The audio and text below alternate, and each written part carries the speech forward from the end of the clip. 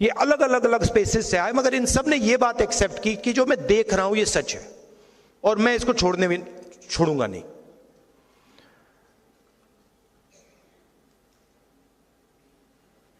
हिंदुस्तान में बहुत सारी ऐसी मूवमेंट्स हुई, मगर 3000 साल में सबसे सक्सेसफुल मूवमेंट ये है। और इसमें आप कहते हो कि ये संविधान अंबेडकर जी ने दिया, और उसमें सच्चाई है। अंबेडकर जी ने दिया, गांधी जी ने दिया, मगर ये एक सोच है। ये अंबेडकर जी से पहले भी थी। इसमें बुद्धा भी हैं, इसमें बसवन्ना जी भी हैं, इसमें पेरियार हैं, इसमें गांधी हैं, और सिर्फ वो नहीं है, बहुत सारे ऐसे भी लोग हैं जिनके नाम किसी ने सुने भी नहीं। वो इसी चीज के लिए लड़े थे। किसान थे, मजदूर थे, नाई थे, बढ़ई थे, इसके लिए लड़े। उनका नाम आज हम नहीं जानते, मगर उनकी सोच इसमें है। तो जो भी, मेरा कहना है, जो भी हिंदुस्तान में अन्याय की सच्चाई को एक्सेप्ट करता है, उसकी सोच इसमें है। और इसने करोड़ों लोगों के लिए दरवाजे खोले हैं। और मैं यह भी कहना चाहता हूं कि जो हमारी एक्सपेक्टेशन थी, जो फाउंडिंग फादर्स की एक्सपेक्टेशन थी, जो महात्मा गांधी की एक्सपेक्टेशन थी, जवाहरलाल नेहरू की एक्सपेक्टेशन थी, अंबेडकर जी की एक्सपेक्टेशन थी, उससे कम लोगों को इस किताब का फायदा हुआ है। तो सक्सेस है, मगर फेलियर भी है। ओवरआर्चिंग सक्सेस नहीं है। सिंपल सी बात है। इसको लोग कहते हैं कि ये राइट्स का डॉक्यूमेंट है, अधिकार का डॉक्यूमेंट है, इससे हमें लोकतांत्रिक अधिकार मिलता है। सही, मगर ये ट्रांसफर ऑफ पावर का भी डॉक्यूमेंट है। ये ट्रांसफर ऑफ एसेट्स का भी डॉक्यूमेंट है। ये ट्रांसफर ऑफ वेल्थ का भी एक डॉक्यूमेंट है। ये ट्रांसफर ऑफ स्किल्स का भी डॉक्यूमेंट है। अब अगर हम हिंदुस्तान को आज देखें, और मैं 15, 20, 30, 40, 50 साल पहले की बात नहीं कर रहा हूं, मैं आज की बात कर रहा हूं। और अगर आज हम अपने देश को देखें, 95% लोग पिछड़े वर्ग के, अप्रोक्सीमेटली 50, 15% दलित, 8% आदिवासी, 15% माइनॉरिटी, उसमें आप 5% गरीब जनरल कास्ट जोड़ दीजिए, 95% लोग। आप मीडिया में देखिए, मीडिया कोई मामूली औजार नहीं है। यह नैरेटिव बनाता है, देश का नैरेटिव बनाता है, पूरे देश के नैरेटिव को इन्फ्लुएंस करता है। यहां बड़े बड़े पत्रकारों में, जर्नलिस्ट में, मीडिया ओनरशिप में आपको एक पिछड़े वर्ग का व्यक्ति नहीं मिलेगा। अब बात अच्छी लगे ना लगे, यह रियलिटी है, यह सच्चाई है।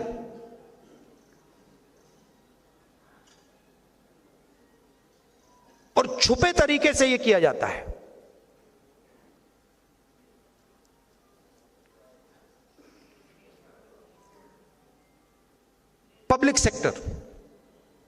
पब्लिक सेक्टर में 90% के लिए रास्ते खुलते थे,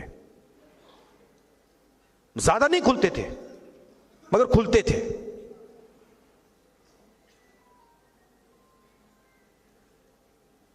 आज 200 सबसे बड़ी कंपनियों की लिस्ट निकालिए, उनकी सीनियर मैनेजमेंट की लिस्ट निकालिए,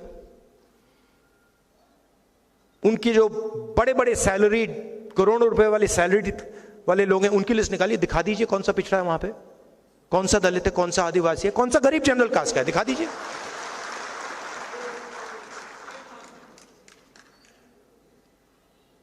जुडिशरी में भी यही, सरकार में भी यही। और जो सच्चाई है वो छुपा दी जाती है। अग्निवीर स्कीम में नुकसान किसका हुआ है, आपने कभी सोचा? सिंपल, SC, ST, OBC, गरीब जनरल कास्ट।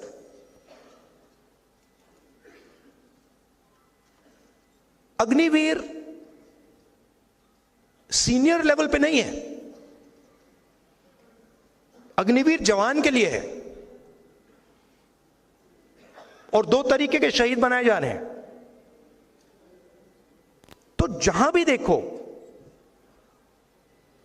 90% तो है ही नहीं। अब मैं सिर्फ एक बात कह रहा हूं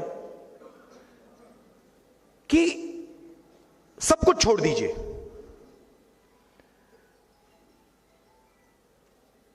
सच्चाई तो देख लीजिए, जाति जनगणना कर लीजिए। अगर जो मैं बोल रहा हूं गलत है, कोई प्रॉब्लम नहीं है, मगर यह तो पता लगाइए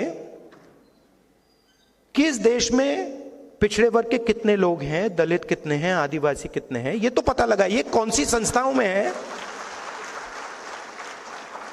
कहां हैं, कोर्ट्स में कितने हैं। और रिएक्शन आता है कि नहीं होना चाहिए। इससे क्या होगा? इससे हिंदुस्तान के करोड़ों लोगों को हिंदुस्तान की सच्चाई पता लगेगी। यही होगा। इस सच्चाई से लोग क्यों डर रहे हैं? देखिए, अगर हिंदुस्तान को मजबूत बनाना है, जो मोदी जी सुपर पावर की बात करते हैं, तो 90% आबादी के बिना तो हो ही नहीं सकता ना। कैसे होगा?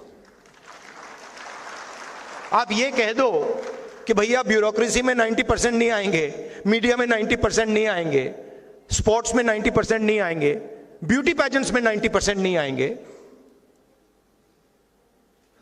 तो कौन सा सुपर पावर बनने वाला है? मतलब आप अपनी 10% आबादी का सुपर पावर बनाओगे क्या?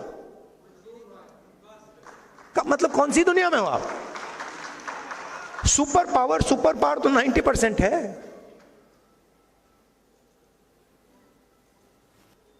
अब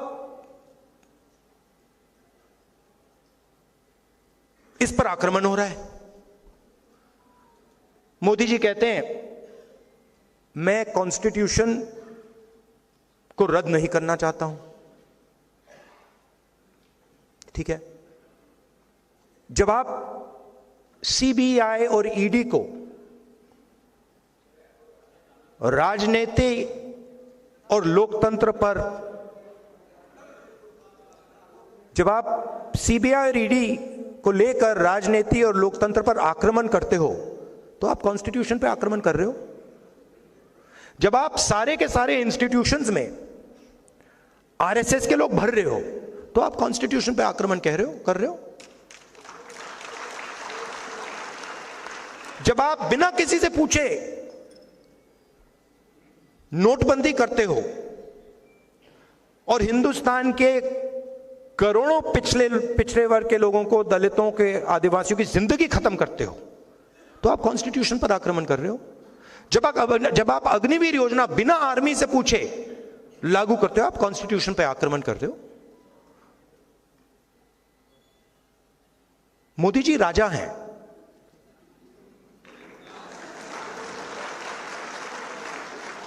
मैं सच बोल रहा हूं, मोदी जी प्राइम मिनिस्टर नहीं है, मोदी जी राजा हैं। उनको कुछ लेना देना नहीं, कैबिनेट से कुछ लेना देना नहीं, पार्लियामेंट से कुछ लेना देना नहीं, कॉन्स्टिट्यूशन से कुछ लेना देना नहीं। 21वीं सदी के वो राजा हैं।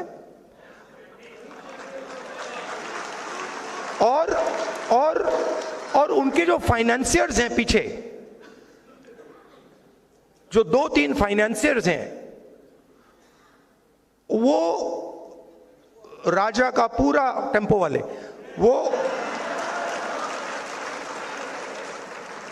वो राजा, एक्चुअली वो राजा फ्रंट है। एक्चुअली राजा के पास पावर नहीं है, एक्चुअली पावर कहीं और है। तो ये सिचुएशन है। नहीं भैया, अनपढ़ राजा भी काम चला लेता। बहुत सारे अनपढ़ राजा हुए हैं हिंदुस्तान में, जिनमें अहंकार नहीं है, जिनमें अहंकार नहीं था, वो काम चला लेंगे। जो जनता की बात सुन लेते थे, ये दूसरे टाइप के हैं, ये किसी की नहीं सुनते। अब इनका लक्ष्य है कि पब्लिक सेक्टर को खत्म करो और जो दलितों के, आदिवासियों के, पिछड़ों के रास्ते हैं और गरीब जनरल कास्ट के जो रास्ते हैं, उनको एक एक करके खत्म करो।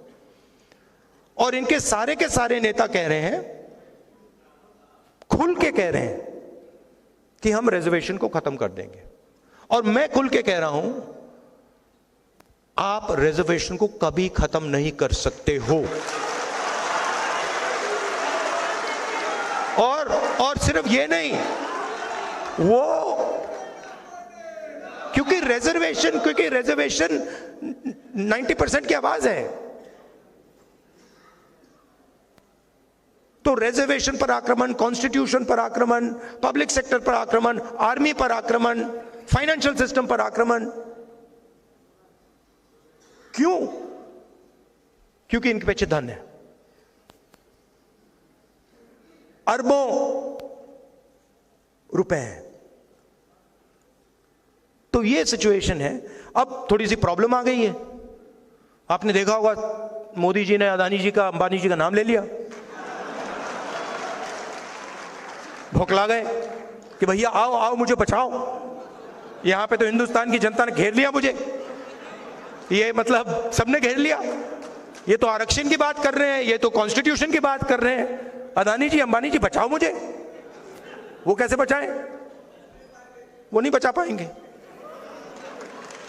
बचा तो जनता ही सकती है।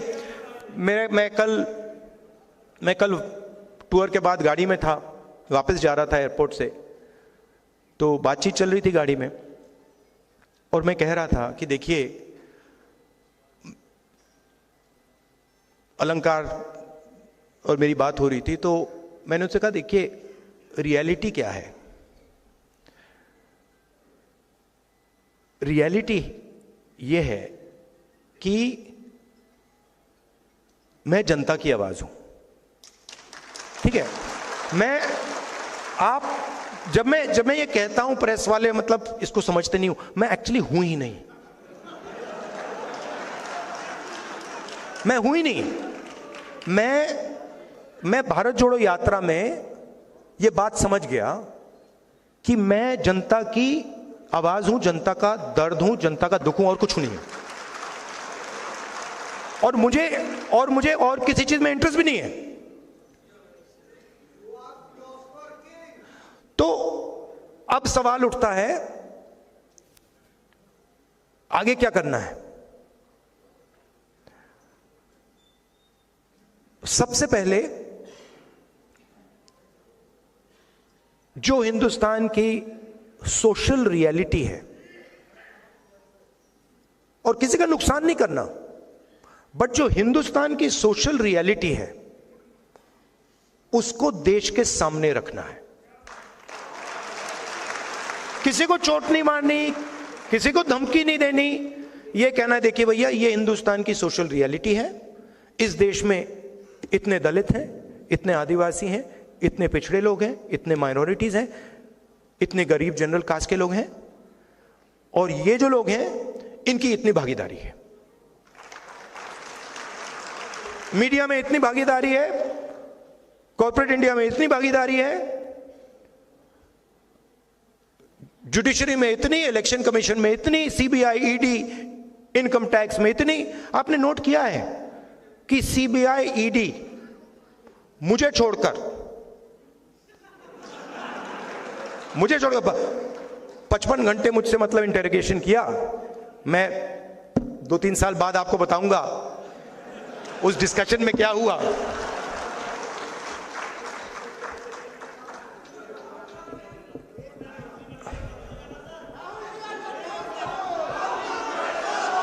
मैं बताऊं आपको क्या हुआ, बताऊं? मैंने ईडी के अफसर से बोला, ईडी के अफसर मुझे इंटेरोगेट कर रहे थे, और मैंने उनसे बोला कि देखिए, आप सोच रहे हो कि आपने मुझे यहां बुलाया है,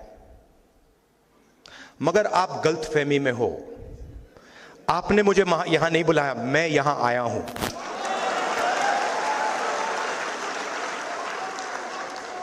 और आप जानते हो मैं यहां क्यों आया हूं? कहते हैं नहीं, मैं यहां इसलिए आया हूं क्योंकि मैं देखना चाहता हूं हिंदुस्तान के लोकतंत्र की हत्या कौन लोग कर रहे हैं।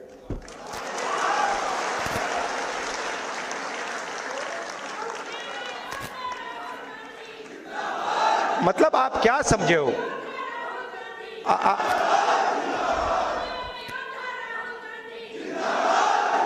मैं वहां पे इंटेरोगेशन हो रहा था, वहां पे एक सेल पड़ा हुआ था, वो लॉकअप होता है, वो इंटेरोगेट कर रहा है मुझे। मैं सोच रहा हूं यार, मेरे परदादा 12 साल ऐसे सेल में बैठे थे, कम से कम 10 साल तो मुझे भी जाना चाहिए। आप मुझे कोई भी सेल दे दो, कोई फर्क नहीं पड़ता। तो मेरा कहना है कि हिंदुस्तान की जनता के सामने हिंदुस्तान की रियलिटी डालनी है, और मैं बिलीव करता हूं, चाहे वो किसी भी जात का व्यक्ति हो, अगर हमने रियलिटी सामने रख दी ऐसे, हिंदुस्तान की राजनीति बिल्कुल बदल जाएगी।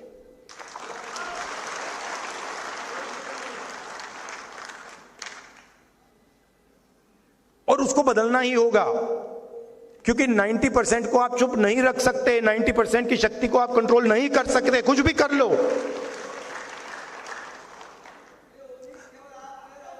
नहीं, ये बहुत सारे लोगों में, आप में भी है।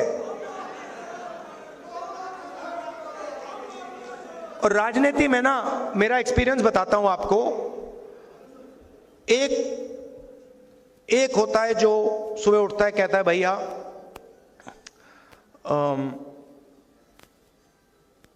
सत्ता कैसे मिलेगी, सत्ता कैसे मिलेगी, 24 घंटा वही उसकी थिंकिंग होती है। अब मेरी दूसरी प्रॉब्लम है, नहीं, मैं उसके बीच में पैदा हुआ।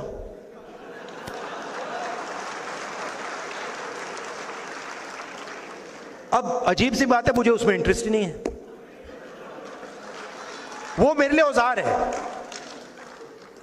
वो मेरे लिए औजार है कि उसका मैं प्रयोग जनता की मदद करने के लिए कैसे करूं।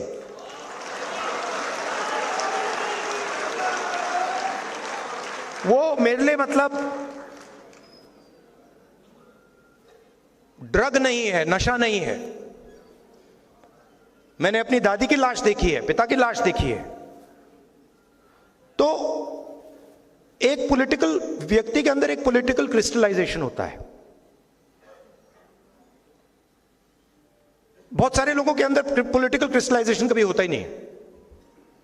पूरी जिंदगी निकल जाती है, सुबह उठते हैं, किसी को काटते हैं, किसी को डराते हैं, किसी से लड़ते हैं, कोई सूट पहन लेता है, कोई मतलब अलग अलग वीडियो बनाते हैं, तो उनको तो छोड़ दो।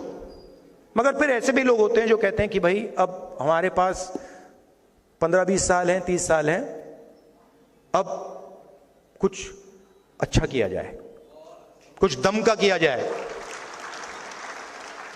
तो पॉलिटिकल क्रिस्टलाइजेशन हो जाता है। एक बार पॉलिटिकल क्रिस्टलाइजेशन हो जाता है तो फिर क्लैरिटी आ जाती है कि मुझे ये करना है और कुछ नहीं करना। और मेरे माइंड में ये क्लैरिटी आ गई है कि इस देश में 90% लोगों को भागीदारी दिलवानी है और 90% लोगों के लिए एक के बाद एक दरवाजे खोलने हैं। मीडिया में, कॉर्पोरेट इंडिया में, जुडिशरी में, सब जगह ऐसा इंडिया, ऐसा हिंदुस्तान हम चाहते हैं, सब चाहते हैं। तो ये करने में बड़ा मजा आ रहा है मुझे। 4000 किलोमीटर चल गया, पता भी नहीं लगा मुझे ये हुआ क्या। हाँ, अब बड़ी इंटरेस्टिंग बात है, मैं आपको बताऊं, बड़ी इंटरेस्टिंग बात है। पॉलिटिकल क्रिस्टलाइजेशन से क्या होता है, या पॉलिटिकल जब क्लैरिटी आ जाती है, होता क्या है। मैं 2004 से राजनीति में हूं, ठीक है। 2 साल पहले मैंने भारत जोड़ो यात्रा की, 4000 किलोमीटर चला, और मेरा जो सुनने और देखने का तरीका था वो बदल गया।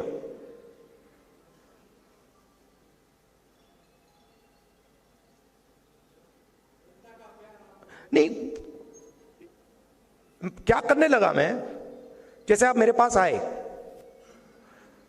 तो नॉर्मली जब व्यक्ति बात करता है तो वो सोचता है कि ठीक है मैं यहां हूं, मैं सुन रहा हूं।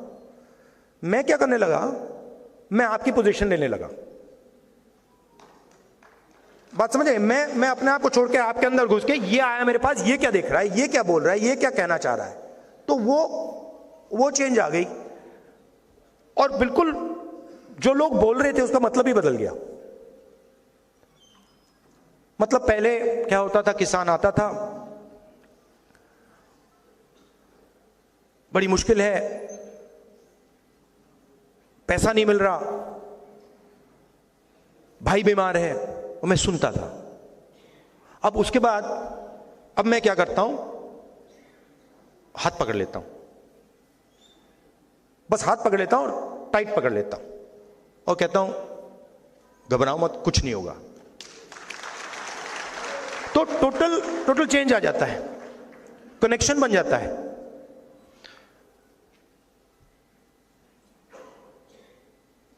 तो भारत जोड़ो यात्रा से पहले 20 साल में राजनीति में था, मगर मैंने मोहब्बत शब्द कभी यूज ही नहीं किया। सबसे पावरफुल शब्द है, आप सब कहेंगे कि दुनिया में सबसे पावरफुल शब्द मोहब्बत है, करेक्ट। तो ये जो अभी इन्होंने बोला ना, वी लव यू सर, ये भारत जोड़ो यात्रा से पहले किसी ने मुझे नहीं बोला था, और मैंने भी किसी को नहीं बोला था। मतलब मां को बोला था, बहन को बोला था, मगर किसी आम जनता को या किसी से जब मैं मिले, मैंने नहीं बोला, मगर मैंने बोलना शुरू कर दिया। और अजीब सी बात हुई, अब मैं आपको बता रहा हूं, दिल्ली में मैं वापस आता हूं एयरपोर्ट से, गाड़ी शीशा खोल के कहते हैं आई लव यू। तो ये मैं आपको क्यों कह रहा हूं, क्योंकि हिंदुस्तान में जो भी सक्सेसफुली सामाजिक न्याय की लड़ाई लड़ा है वो मोहब्बत से लड़ा है। जो सुपरस्टार हुए हैं वो मोहब्बत से लड़े हैं, वो नफरत से नहीं लड़े हैं। तो ये 2 चीजें जरूरी हैं कि सच्चाई होनी चाहिए, सच्चाई से पीछे नहीं टिकना चाहिए, हिलना नहीं चाहिए, कोई भी कॉस्ट दे दो, मगर ये सच्चाई है। और आप बोलो तो रिस्पेक्ट से, प्यार से, स्ट्रेंथ से। और मैं आपको एक बात की गारंटी दे देता हूं, एक बात तो मैं आपको बता देता हूं कि अब चुनाव हो रहा है, नरेंद्र मोदी जी प्रधानमंत्री नहीं बन रहे हैं।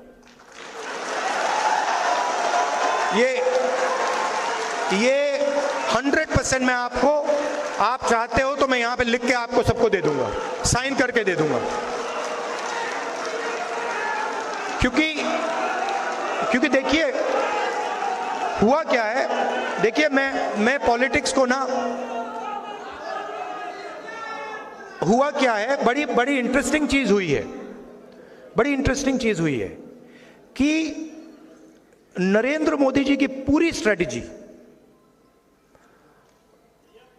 भाई को भाई से लड़ाने की है, और इस चुनाव में वो काम ही नहीं कर रहा है।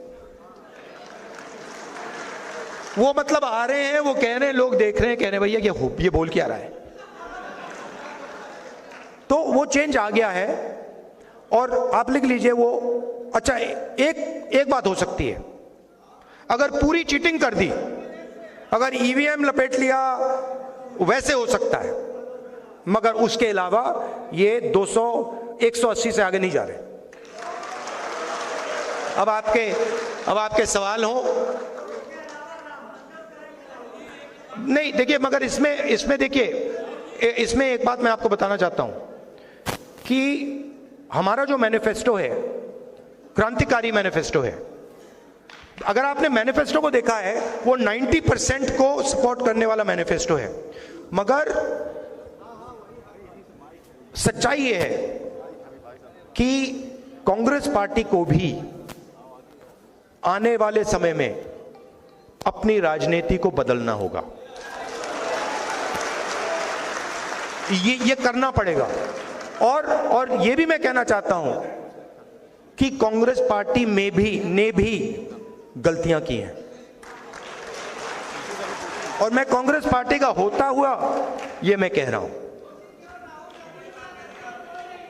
तो अब आपके सवाल हो, आप जरूर पूछिए।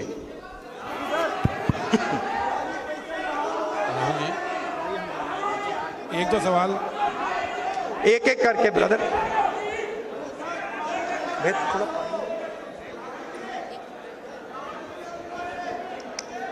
हेलो, आप कहाँ खड़े हैं? जस्टिस राहुल जी, मेरा सवाल आपसे है। जस्टिस मदन बी लोकुर और मीडिया के काफी प्रधानमंत्री जी के साथ आपको 1-to-1 डिबेट के लिए कहाँ हैं आप जी? नहीं, सवाल कहाँ पूछ रहे हैं?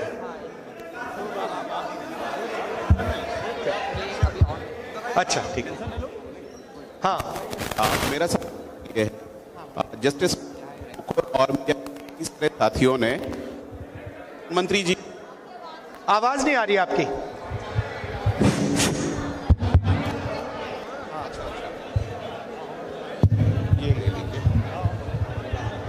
हेलो जी, मेरा सवाल आपसे ये है कि जस्टिस मदन बी लोकुर और मीडिया के काफी सारे साथियों ने आपको प्रधानमंत्री जी के साथ 1-to-1 डिबेट के लिए आमंत्रित किया है, तो ये न्योता स्वीकार करते हैं?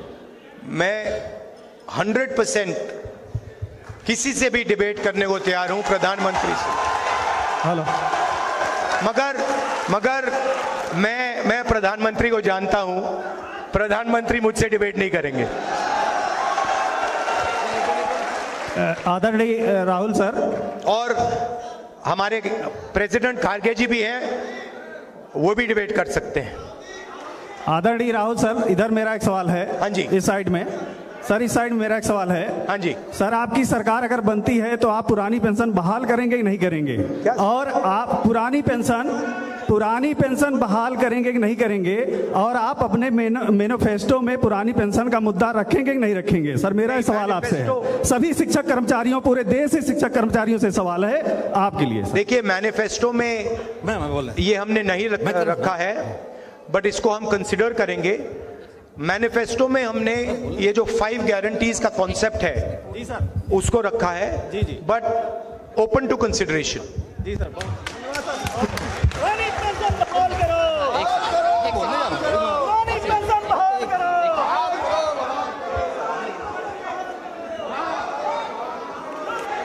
सुनाई नहीं दे रहा। माननीय राहुल गांधी जी, एक्सक्यूज मी। बाद में बात कर लूंगा, और 2-3 और क्वेश्चन है। ये बताइए माननीय राहुल गांधी जी, राहुल साहब, राहुल जी, हुकूमत आपकी बनने जा रही है, आप 85% रिजर्वेशन देंगे? सर मैं वर्तिका सिंह अंतर्राष्ट्रीय निशानेबाज हूँ मैं, हाँ। और राष्ट्रपति पदक विजेता हूँ मैं। और सर मुझे न्याय कब मिलेगा? 5 साल से स्मृति ईरानी ने मेरे परिवार को और हम लोगों को जान से मारने की धमकी दिया।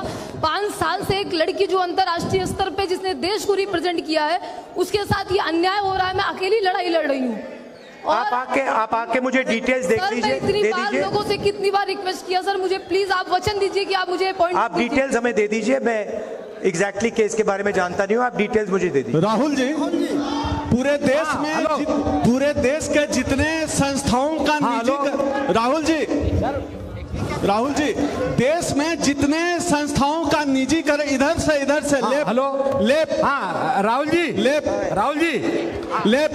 जितनी जितनी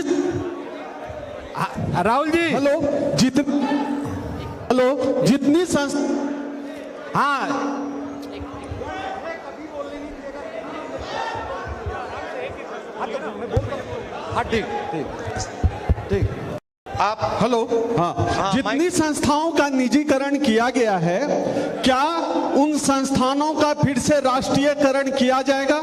राष्ट्रीय क्या? निजीकरण को वापस करा जाएगा। जितनी संस्थाओं को मोदी जी ने बेच दिया है, क्या उस संस्थानों का फिर से राष्ट्रीयकरण होगा? नहीं, ये तो मुश्किल होगा, मगर ये जो ब्लेटेंट प्राइवेटाइजेशन किया जा रहा है, जो रेलवेज का डिस्कशन चल रहा है, जो बाकी बड़ी बड़ी संस्थाओं का डिस्कशन चल रहा है, ये ब्लेटेंट प्राइवेटाइजेशन हम अलाउ नहीं करेंगे। हमारी फिलॉसफी ये है कि सरकार का एजुकेशन में, हेल्थ केयर में रोल होना चाहिए और उस रोल को हम प्रोटेक्ट करेंगे और ज़्यादा से ज़्यादा लोगों को सरकारी नौकरी देने का काम करेंगे। आपका बहुत बहुत धन्यवाद। बहुत अच्छा लगा मुझे यहाँ आकर। थैंक यू, नमस्कार, जय हिंद।